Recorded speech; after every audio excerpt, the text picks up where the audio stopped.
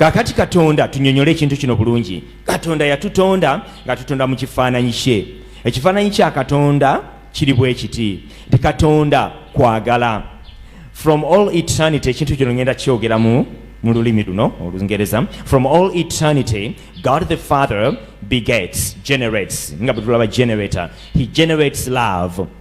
That love is generated, begotten, and given to the Son, God the Son.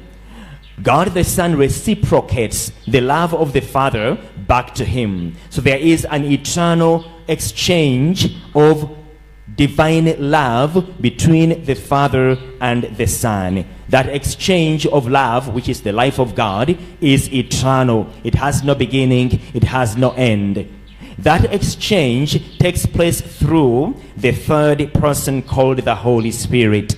That's why we say the Father and the Son are one in the Holy Spirit. Because it is through the Holy Spirit that the Father and the Son exchange their eternal love. But they are all one God in three persons. That is the nature of God. It's a community or a communion of love between the Father and the Son through the Holy Spirit, through whom that exchange takes place all through eternity. No beginning, no end, forever and ever. The Father gives to the Son gives back to the Father. That exchange of love and life goes on forever and ever and ever. Now, when God created the human family, first he created Adam, as we hear in the second account of creation, Genesis chapter 2. When Adam was created, he was given all creatures. Everything belonged to him. But we are told Adam was not happy. Why? Because the image of God was not yet complete in Adam. Because the image of God is communion, is union. And you cannot be the union of one. So Adam was not happy. Until God created Eve, and when Eve came to Adam, Adam said, at last, bone of my bone, flesh of my flesh. And now the image of God is complete in communion, because God eternally is a communion of love. So when he created the human family, he intended it to reflect the nature of God. That is communion, not solitude. God is not solitary. God is a communion of love and life. We call the Holy Spirit the fruit of the love of the Father and the Son. Love is always fruitful. The Holy Spirit is the fruit of the love of the Father and the Son. That's why we talk about the gifts of the Holy Spirit, but not only the gifts, but also the fruits of the Holy Spirit. That's Galatians chapter 5, verses 19, or rather 22 through 26. We talk about the fruits of the Holy Spirit. The Holy Spirit is the fruit of the love of the Father and the Son. So when God creates the human family, he made them male and female to reflect Trinitarian communion. And that union is meant to be fruitful.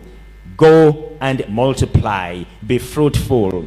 Kakati nga bwe tulaba nti Katonda Patri ne Mwana okwagala kwabwe kuvaamu ekibala kye tuyita mwoyo mutuukirivu. Katonda bwe yatonda omuntu yamutonda abeere ekifaananyi kyekyo, nti omusajja n'omukazi nabo bwe beegatta mu kwagala Katonda kwe yabawa bavaamu ekibala kyaki ky'omwana.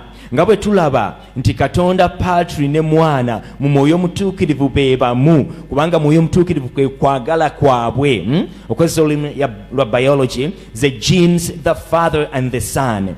Kakati ate tubayinza kweyawula mu mwoyo mutuukirivu n'omwana.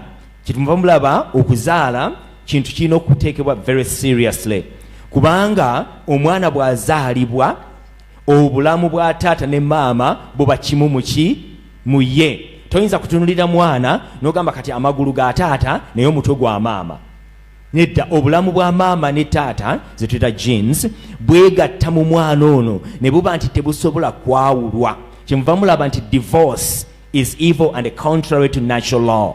Kubanga kati bwe mu awukana divorce, omwana asigalawa mumutemamu bibiri kubanga laavu yammwe tesobola kubaaki kwawukana mu mwana gwe n'omwana muli kimu mmwe n'omwana muli kimu nga Katonda patri ne mwana be bali ekimu muki mu mwoyo mutuukirivu tubisoma bulijjo mu ssaala zaffe n'empozi oluusi tetubinyonnyola bulungi bali kimu mu mwoyo mutuukirivu ne taata ne maama bali kimu muki mu mwana kati ekyo kyekifaananyi kya Katonda Trinita kyeyatonda mu muntu era tumanyi human family Katonda what God intended to do kubanga tumanyi Katonda bwali patri mwana mu mwoyo mutuukirivu bwe yatonda human family to be the image of God yatonda taata ne maama babeere kimu muki mu mwana ndoza mukiraba nti human family taata maama n'omwana kifaananyi kya Katonda taata ne mwana ne mwoyo mutuukirivu kubanga mu mwoyo mutuukirivu patri ne mwana bali kiki bali kimu maama ne taata mu mwana bali kiki bali kimu kati bw'owasa ate nga tekisoboka ekigambo ekyo kuwasa kiva mu kigambo abakulu mukimanyi kiva mu kigambo ki okuwasa kiva mu kigambo ki abasinga tetukimanyi kiva mu omuntu okufuna omwana munda mu lubuto nga bagamba nti ente yawase kutujja ekigambo kuwasa kati omusajja bw'awasa omusajja ekyo kibaawo kitya omukazi bw'awasa omukazi ekyo kibaawo kitya kati ani atalaba ekyo kiri contrary to nature and reason era omuntu agoberera ekintu ekyo tasobola kuba muki mu Kristu tasobola to belong to the way of Christ the way of blessedness the way of the beatitudes omuntu waba tasobola ekyo kukiraba kitegeeza nti obwongo bwe enzikiza y'ekibi ebukoze eki ebusaanikidde omuntu atasobola kulaba natural law katasobola kukozesa bwongo Katonda bwe yamuwa to understand the laws of God inscribed in nature using natural reason tasobola kuba mu Kristu mukitegeera bulungi